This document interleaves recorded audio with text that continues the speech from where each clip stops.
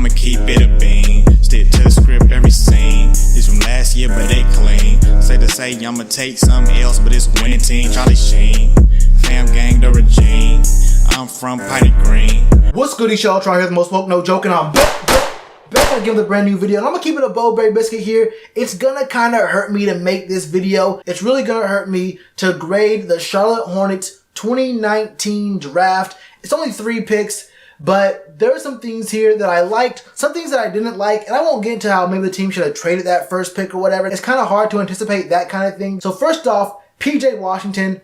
PJ Washington was our first guy we picked, pick number 12 in the draft. And honestly, this is a pick right here that wasn't horrible. It wasn't great. It's about what you expect from a Hornets pick, the most Hornets pick of all time. Not over or underwhelming. It's just vanilla. PJ is going to be a guy who will be a solid piece for us. He's someone who's a jack of all trades, master of none really. He does a few things pretty well. There are some definite good things about him, and I don't want to be too nitpicky here because I've talked about this already before, but I want to talk about 2 main things in this man's game that I've been noticing a lot of people talking about. First of all, that 3-point percentage being 43% for this past season, that sounds good if you're ignoring every single bit of context around it. 43% for a 6'8" power forward sounds really good. He can stretch the floor for us. He can do a lot of things if he gets open looks. But you have to remember, he only took 75 total 3-pointers last season, and that comes out to 2.2 3-point attempts per game. And if you do some very, very simple math, you can figure out 2 3-point attempts a game, right? If you're shooting at 50% from 3, that means you're good for 1 3-pointer a game, right? But if you're shooting at less than 50% from 3, then that means you're not good for a single 3-pointer a game on average, right? So if he was even attempting 3, maybe even 4 3-pointers a game, shooting at 44%, you could depend on this man to have a really good, maybe not really good, but he could be good for at least 1 3-pointer a game, and that would be a really good point of reference. But when the guy's only shooting 2 3-pointers a game, are we really going to base any kind of real offensive effectiveness off of that? Are we going to turn him into an actual volume shooter from 3? Keep in mind, he only averaged 8 total attempts from the field during last season. So he's already not even a volume shooter, not really a volume scorer. And let's get into that too, because during the season last year, he averaged 15.2 points a game. And that sounds really great. For 15 points a game, that's really good. We can use that. But the issue here is we're not looking at context.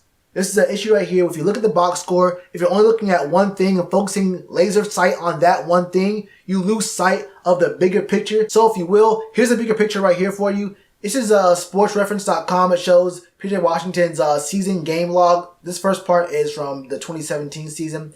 Right here is the 2018-2019 season. This is a pretty easy read. You can see this first few columns, regular season, win, losses, game start. If he started the game, he gets a 1.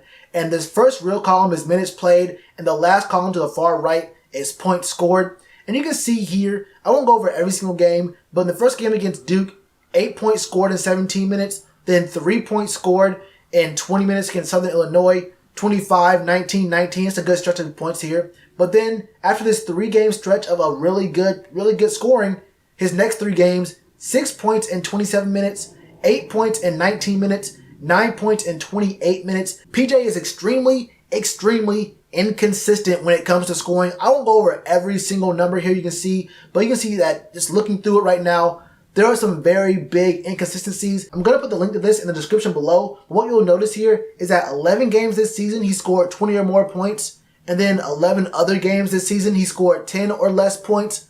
That's a pretty wide swing for a 37-game season. So a third of the games, he scored over 20, and a third of the games, he scored less than 10.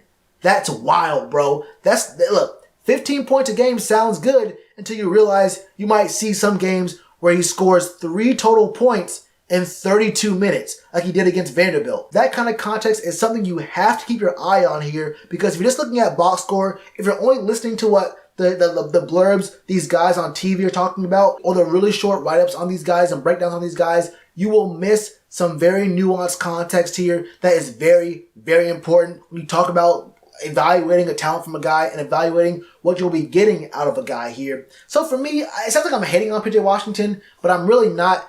It was a vanilla pick, but another safe pick from the Hornets. You're not going to see this guy, become an all-star, or maybe not a superstar for sure, but he won't be garbage either. He'll be a solid, he's a solid pick here. I give this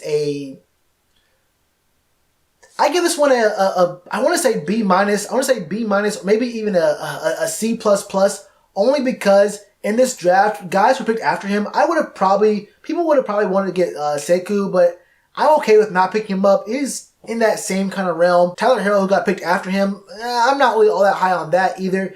I would have maybe gone for Goga, a really big, dominant center who is a shot blocker. He has some problems in the pick and roll. He'll get drawn out to the perimeter on an island against shooting bigs, but for the most part, as an interior force on the inside, which I think was the Hornets' biggest weakness this past year, I think that Goga could have been all right. There were some issues with his foul trouble and, being someone who bites really hard on fakes and whatnot, but he probably would have developed into a really good piece for us. But overall, I got to give this PJ Washington pick probably a B. I'm giving it a B minus. A B minus minus. Your teacher curved the grade for you. You'll take it home to your mom. You'll still be proud of it. So that's cool with me. But our next pick here, pick number 36, Cody Martin, is a whole different story. Now look, obviously when you get to the second round, you're not looking at superstars, all-stars, that kind of thing. You're not looking at guys who are probably going to be starters for your team unless they really, really surprise you. These are going to be backups. These are going to be guys who are going to be, role players who can fit in a spot for you and can do something that you really need to happen for you. And, at a point, Cody Martin could do that. Cody Martin he's a good piece here. Another kind of big guy, 6'7" forward. Kind of fits the same kind of mold as PJ, but Cody's game's a little bit different, and I like Cody. The guy is actually a really good player, man. He went to NC State, then went to Nevada. The guy is a solid piece who will probably be, he probably won't get let's call it, I don't know, will he get more than 12, 15 minutes a game? Probably not. Probably around that actually. But what you see here, it's not about Cody for me. It's not about Cody Martin at all. He's a homegrown kind of guy. He was born and raised in North Carolina, then went to Oak Hill. But the thing about this is it's not about Cody at all. It's about another guy who I really think that if the Hornets wanted to change anything, if the Hornets wanted to stop being so vanilla, wanted to stop being so safe, wanted to stop being so boring, they could have taken a chance on a guy who was... People were looking at him to be in the first round. Now, obviously, when he went to his workouts and whatnot, he failed his physicals. He is a health risk. But when you talk about a bull, a guy who is dominant, a guy who can bring a semblance of some star power to your roster, if you can get a good 5-6 years out of him, starting from this year, that'd be great. It's high risk, kind of high reward.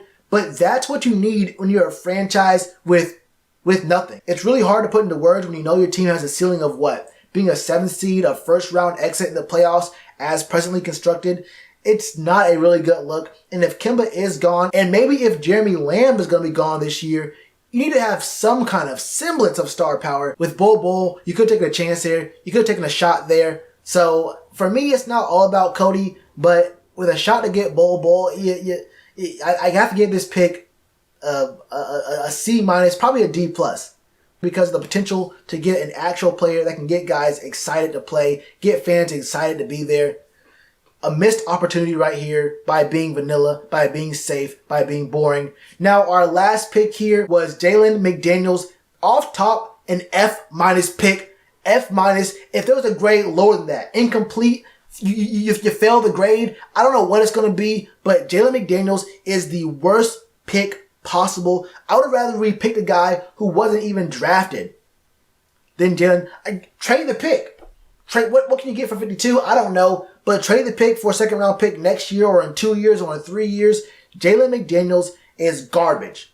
And I wouldn't even go about his game. His game is whatever. His ceiling is probably what? 12th man, 11th man. Look, I don't care about any of that. Let's talk about this man, Jalen McDaniels, as a person.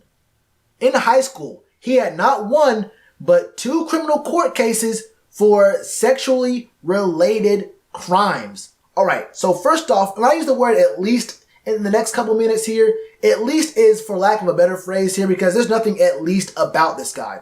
So in his first case he was charged with recording him and a girl getting down in his car and recording it and showing people without her consent. So not only did he record it, but he also showed people without letting her know, without her saying yes about it. And that's grimy, bro. That's mad grimy. But apart from that, his second case, he was hiding in a closet while one of his teammates was clapping some cheeks, and he was recording that, and he also shared that without the girl's consent. You couldn't find anything better to do with your time in high school than to hide in a closet and record your homeboy clapping some cheeks and then share that video? I did some dumb stuff in high school. Everyone does. It's high school, bro. You're in your teenage year. Come on now, bro.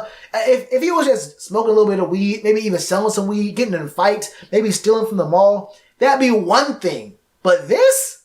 Twice? Come on, bro. Yo, cup check, Jordan. I don't know who actually drafted this man. How this man is on your draft board. At the very least, if you wanted Jalen McDaniels, I guarantee you he would have been available undrafted. Pick him up after the draft. I don't know, man. This is an F- for me. I don't have to get to his game. I don't care what he scores. I don't care what he rebounds. None of that. Jalen McDaniels is a bust. I don't care what he does on the court. He's a trash person. He's a trash. I don't care what you gotta say, man. If you disagree with me, hit that dislike button. Hit that unsubscribe button right now. I don't need you here. What are your thoughts? Let me know all your thoughts in the comments below. Hit that subscribe button. Hit that bell icon. And you already know to do with that like button. Cheers to you, appreciate the chance. Been told y'all I been the man. Been told y'all I had the gift. Tell a friend to tell a friend. Real ones gonna recommend. Count this as another win.